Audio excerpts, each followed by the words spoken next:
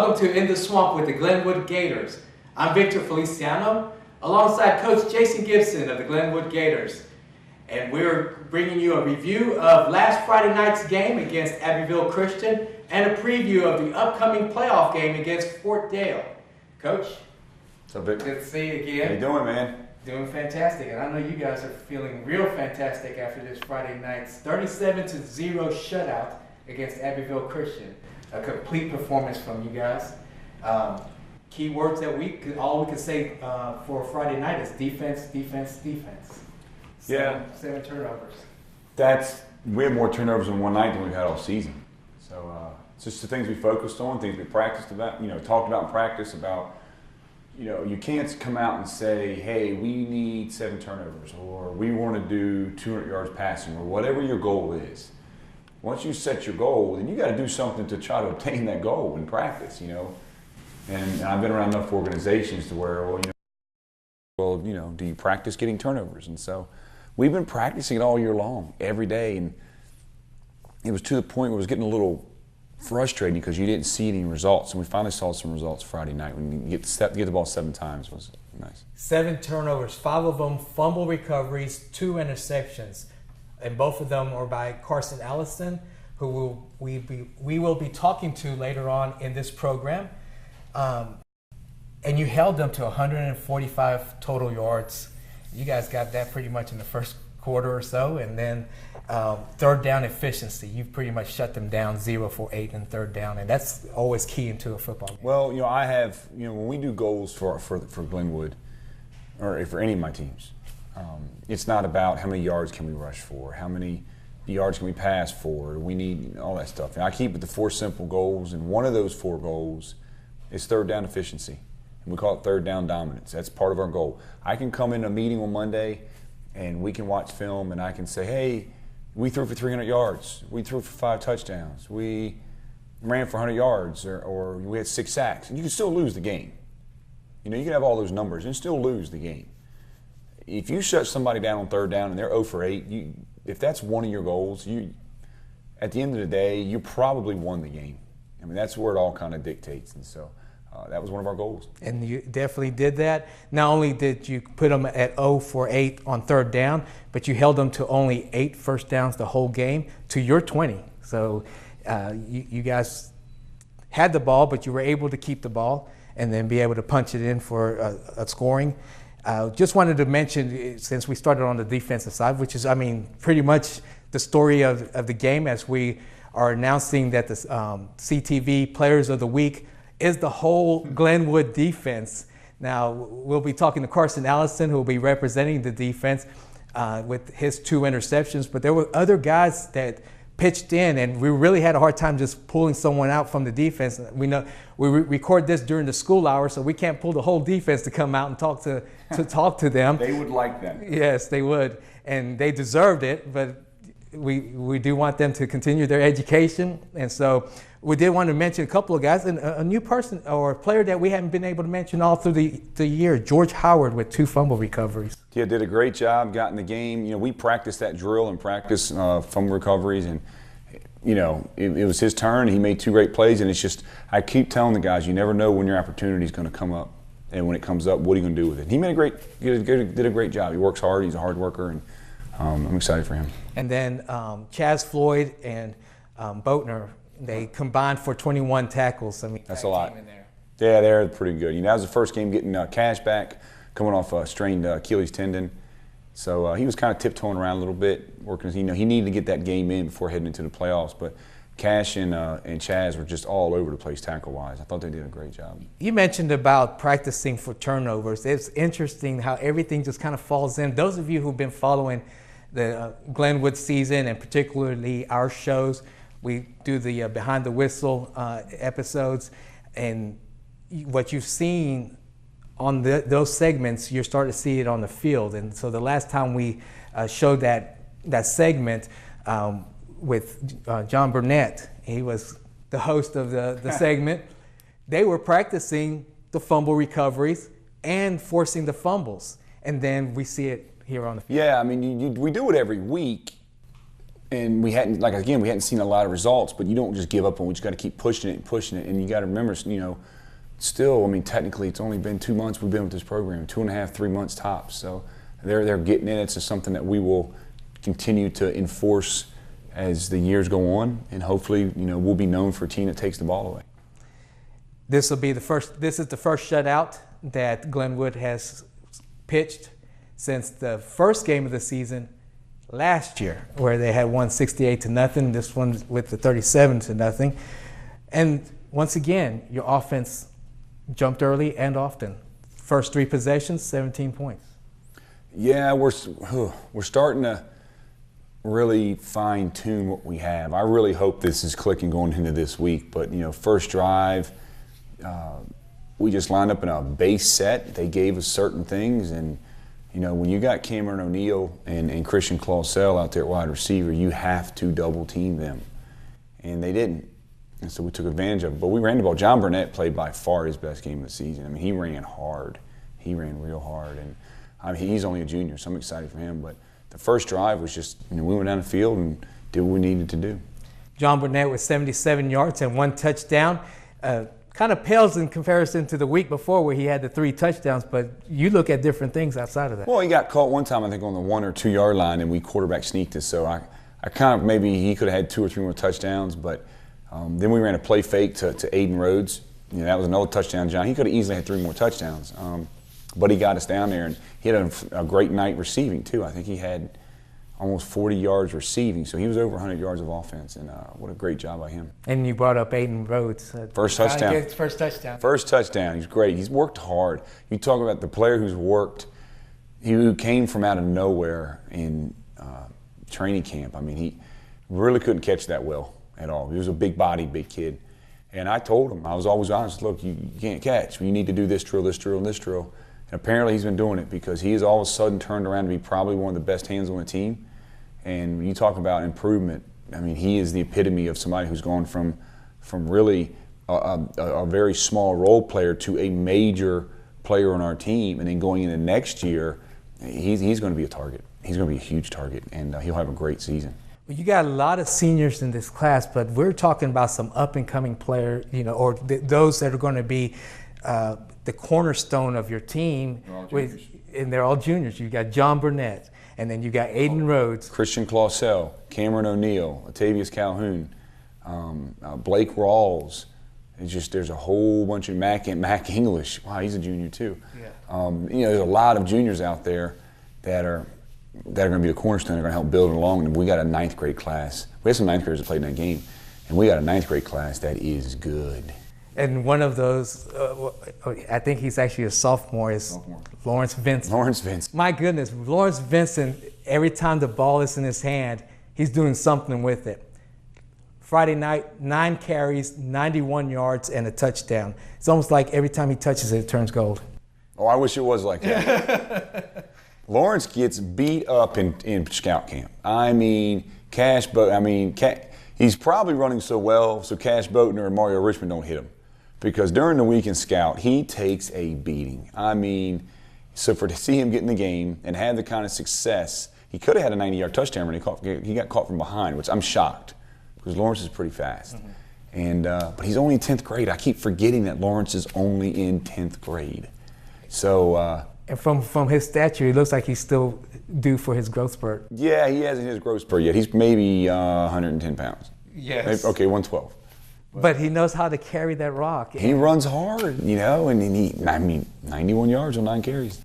You guys jumped ahead, got 17-0. Halftime, it's 24-0. How was it like Well, he started to pull his players out from Abbeville, and I did too. I knew it. They were already in the playoffs. Right. Game meant nothing.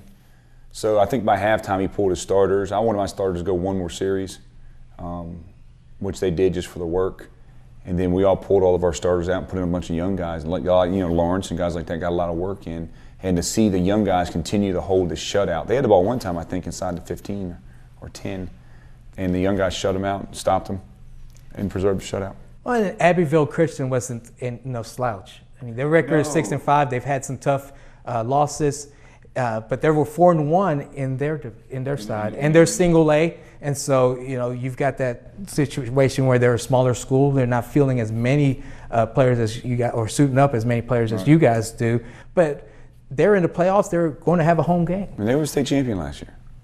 They got a home playoff game. So, I'm not sure what the mentality was for the game. I can't control that. All I can do is control Glenwood. And Glenwood was able to do that. We do what we do. So. One thing I want to ask before we go towards the playoff, we had talked about earlier in the season about the light clicking and seeing that we hit that, we can go in stride. I would love to say yes. I think it's getting close. It's really getting close. We've had 2 good weeks of practice. We've played 2 teams that we should have beat, and we beat them handily, which is how it's supposed to be. I think we just beat Springwood. And then, so now we're going into the playoffs. We've won 3 of the last 4 instead of, the other way around. For a while there, we had lost 3 or 4. And so we flipped the switch, and that's how it's supposed to. So you're going into the playoffs on a winning streak. You're at home. The guys are feeling good about themselves. So there's a little bit of humble pie. You got to pass out and feed them a little bit. But they worked hard, and we pushed them. We've taken off all the pads in practice. We don't hit anymore. We don't practice in pads anymore. It's to the point of the season now. You don't get it, you don't get it. But from the mental aspect, from the mental reps being out there, and we cut practices down, and we're heavy on the weights. So I'm trying to keep us up physically and sharpen our mental aspect of football, and it's kind of paying off a little bit. I've seen this kind of formula before with other places, and to be honest with you, it's kind of hitting here in Glenwood. It's hitting stride a little faster than I thought. So I'll take it. I got to tell you, if you told me in a season we'd be sitting here talking and we'd be 7-3, I would have been like, "Are you serious?" I'll take it. Looking at that schedule, and just really fortunate, and these guys are grasping it. But we've got a good team. We've got a good core of seniors, which is going to hurt next year, losing 15 to 20 seniors. But again, we've got so many juniors coming back. We brought all of our 9th graders up, and for them to get, 9th grade ended 2 weeks ago. So for the 9th graders to be able to come up and practice, and see, that's the difference too. I don't bring the players in just to be practice dummies. I know most teams. You bring all the freshmen up, they put on full pads, they're the scout team, and the varsity beats the crap out of them. And you know what? You're going to run kids off, and they don't want to be like that. So I brought them all up, and I looked at it like a bowl game. So I told all my 9th graders we're in helmets and jerseys. That's 2 to 3 more weeks of practicing that you're going to get that you wouldn't have gotten if you just finished the season with the JVs. So I called them all up, and they get practice every day, and they get coaching and football. So it's an extra 3 weeks. Well, you multiply that times the next 4 years. That's another 12 weeks of practice. That's another whole football season. So it's all relevant, and to get those young guys up and get them in the game, and some of the guys that don't even get in the game, for them to be able to be in that atmosphere from a mental standpoint, and to be in a playoff atmosphere, a playoff preparation week, all that stuff matters. Even going to Bessemer, getting our butts kicked. To be able to go there and get it done, so now the next time we go, there's no wow factor. We've been there, done that. Now we need to win the game. So it's all a learning experience, and like I said before, it's kind of progressing a little faster than I thought. And the first step towards that is going to be facing Fort Dale. The Eagles are coming up from Greenville, Alabama. They come with an 8-2 record. Despite the 8-2 record, they were still 3rd in their division with a 3-2 record. So they've had some tough challenges in their side of the bracket. And so both teams, the Glenwood and Fort Dale, played 4 common opponents. Fort Dale came out 3-1 against those common opponents, and Glenwood was 2-2. And one of them that kind of jumps out is that they beat Lee Scott 12-7. So they held Lee Scott to 1 touchdown. Yeah, that's amazing. That is really amazing. That's the one that when I look at all the games they played Morgan, they played Monroe, and some of the other, for them to hold Lee Scott to 7 points was tough, and but they only scored 12 points against Lee Scott. I dropped 35. So, but that honestly, that stuff's relevant. It's really irrelevant. You want it to be relevant. We look at the Morgan film. We're a better team than Morgan, but we weren't a better team that night. They came up here prepared, and they wanted it, and they whooped us up and down the field. And we had way better athletes, and it happens. And so that's the thing about it. You look at common opponents to see how they compare. My thing is I look at common opponents with the styles that we play. A Lee Scott and a Pike and different styles of teams. They played Pike and got blowed out. Just really blowed out. They played Morgan, and kind of the same thing. So what do you see coming from them? Well, they're going to run the football. They're going to run the football, and then they're going to run the football, and then they're going to run the football. So they got this Lee Scott in part two? Well, just in a different way. I mean, and they got to go to a little system, and it'd be exciting to play somebody different. I didn't want to have to play a North Side again or Morgan. I mean, I would love to play Morgan again, but just to be able to play somebody different, somebody new, somebody else in the conference, it's fun, it's exciting for the kids, and to make sure that it's here is even better. We got to make sure we got everybody out there screaming, wearing all orange, and we got to make this place the Swamp, But they're a good team, and it'll be a good game. And if we continue to play like we did the last 2 weeks, if we can jump out early, I think that what's going to do to a young playoff team like ourselves is the mentality is going to be. Well, we have two mentalities. If we jump out early, we're going to be, okay, we're going to kick their butt. If they jump out on us and take a big lead or any kind of lead, we have the history of, that's okay, we're in this. We can score real quick and we'll be back in the game. Because we've had 2 of those games where 3 of those games, really even Pike, we were down 20 points with 5 minutes left and we almost won that game with the ball. And so our players had the mentality of, we're never out of the game, ever. And so hopefully that all these experiences that we've talked about all season long can come into effect on Friday night. What do you see would be the key aspect to do the former, jumping ahead early and often? I know for one thing, from my observation, is special teams have to be clicking. Yeah, they have to. We've been pretty. I don't think special teams is their strong suit. I think what we do well, and I hate to do it because if you want to win, you got to be able to run the football. You got to run the football. You look at our record, 7 games we won, we ran them for over 200 yards. It is a very simple stat. The 3 games we lost, we ran for under 200 yards. It's not rocket science, and it's amazing how it works like that. But with that being said, I'm sure we lead the entire league in passing, and we throw it pretty well. So we got a little history with that. So we can throw the ball. There's huge mismatches with our receivers with their DBs. That's going to be a problem. It's a problem for anybody. When you got 6'3", 6'3", and 6'7", against 5'7", 5'8", 5'9", that's a problem. And so football's about a game of matchups, and it's not me trying to stick a square peg in a round hole. It's who's the matchup, who do I have a matchup with? Let's take advantage of it until they stop it. So that would be a big call for the offensive line to develop time for Mosley to find his receiver, get it out there quick, and not have to run, throw on the run. A lot of times that could lead to some trouble. Right. So who are some of the players on the other side that we should be their quarterback's their best player, hands down. Number 7 is their best player. As he goes, they go. We shut him down, they can't win. Everybody else is irrelevant. Now they got 2 really good guards, 75, 76.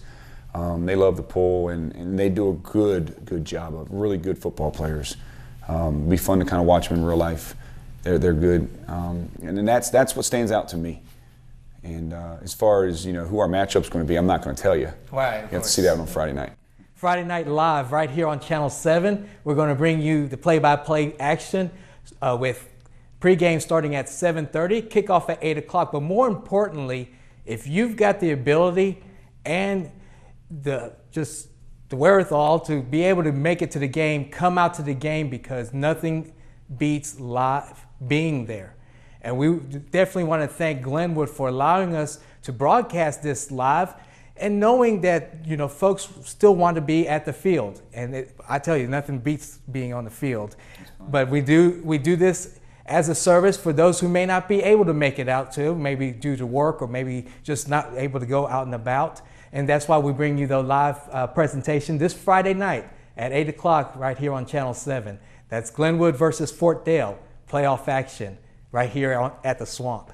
As we mentioned earlier, the CTV Beam Players of the Week or the whole defense. And we've been waiting for that time. We've been waiting for that moment, and it finally came. Earlier the year, we had offensive guys just standing out, everything, Cash Boatner and Burnett and others that were able to swell up and be able to take that award. And towards the end of the season, we're seeing more defensive on the defensive side. And this week with the shutout, we're getting it to the Glenwood Gators defense. And right now we're going to go ahead and talk to Carson Allison. And the Glenwood Gators defensive team is the CTV Players of the Week with their shutout 37-0 win over Abbeville Christian. And with me is Carson, who is also Mr. Glenwood himself. We will not be able to bring the whole team out to interview each and every one of them. And so what we did was we pulled out Carson Allison as he produced with 2 interceptions, 2 pass deflections, and also punted a possession that got the Abbeville team to start inside the 20-yard line. So he was all around, all over the place Friday night. So Carson, congratulations on y'all's team. And it was a challenge for us to decide someone from the defense to. It was just a well-rounded effort from y'all's team. You know, you were able to do a couple of interceptions. Howard was able to do a couple of fumble recoveries, and then a couple of other guys, you know, combined all kinds of tackles. So tell us about your plays itself, the 2 interceptions. Well, at the beginning of the game, they kept on throwing, they kept on passing. I couldn't cover, and then finally we made an adjustment. And the next play, I intercepted it, and I think I caught it on like the 5-yard line, and then the offense drove it right down the field, and then the next drive, they threw it to the running back and it tipped off his hands, and I caught it, and then we got the ball, and then we drove it right down the field and scored on them again.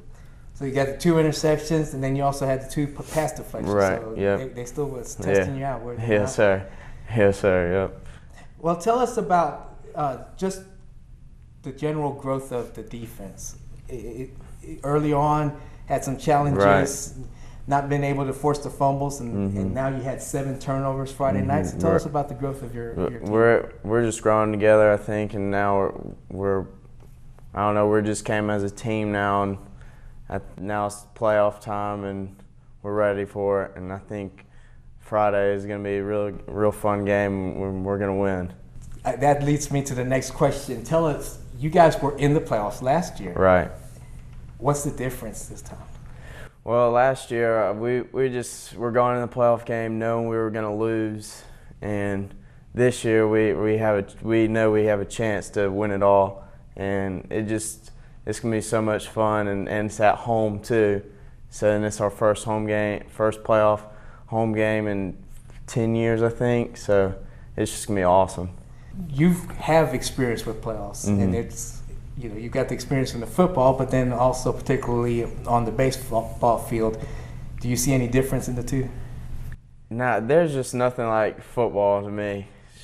I think it's gonna be way better than the baseball, because I don't know, there's just nothing like football to me. Even with the state championship that Glenwood had last year? Yeah, there's just nothing like football. I don't know. It's something about it. Okay. And we got to interview you a few weeks ago with your crowning as Mr. Glenwood. Yes, sir. And some of the folks weren't able to capture that. Some of it may have been that they had, you know, they just weren't able to capture it. So tell us just about your experience in Glenwood itself. I've been here my whole life for 15 years now, and there's just nothing like it. It's like a home to me. And it's just all the coaches, all the teachers. I mean, everything's just like family to me here.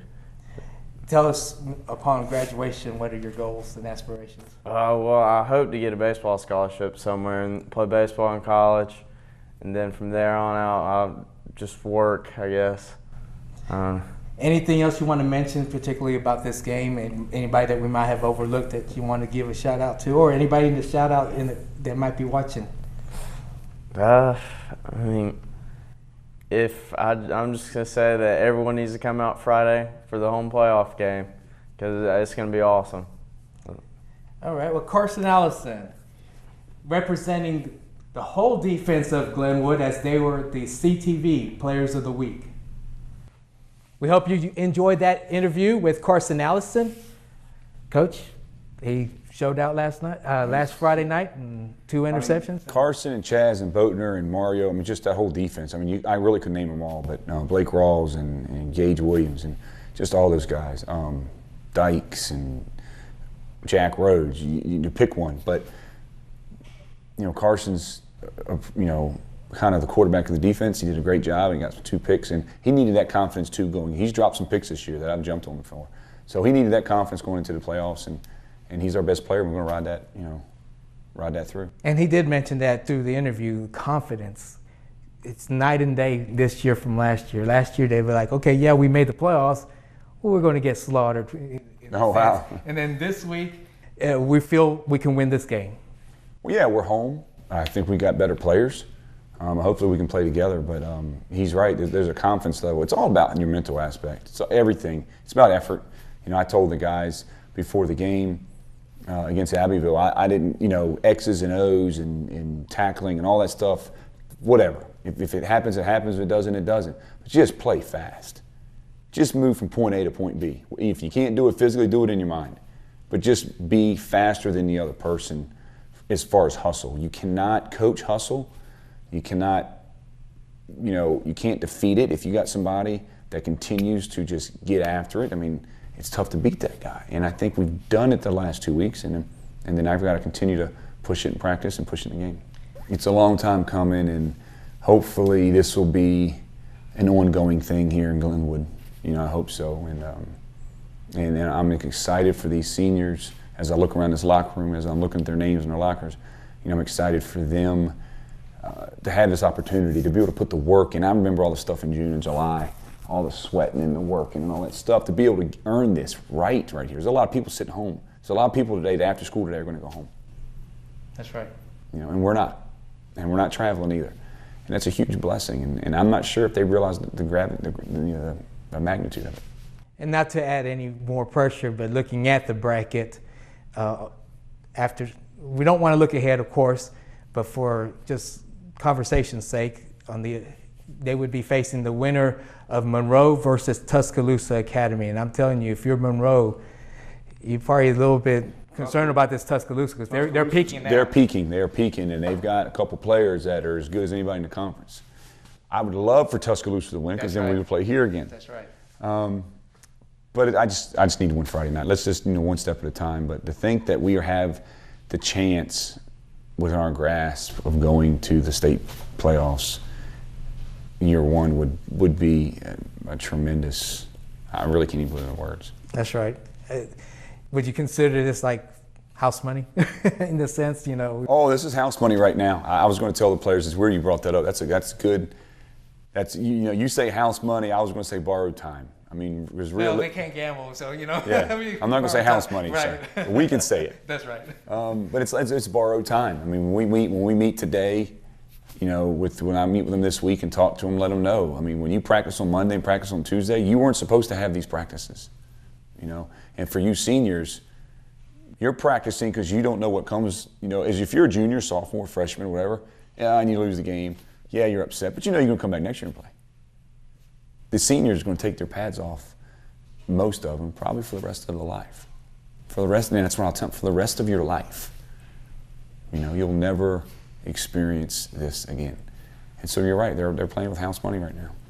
And so we're looking forward to seeing how they're going to cash those in, if I can use that phrase.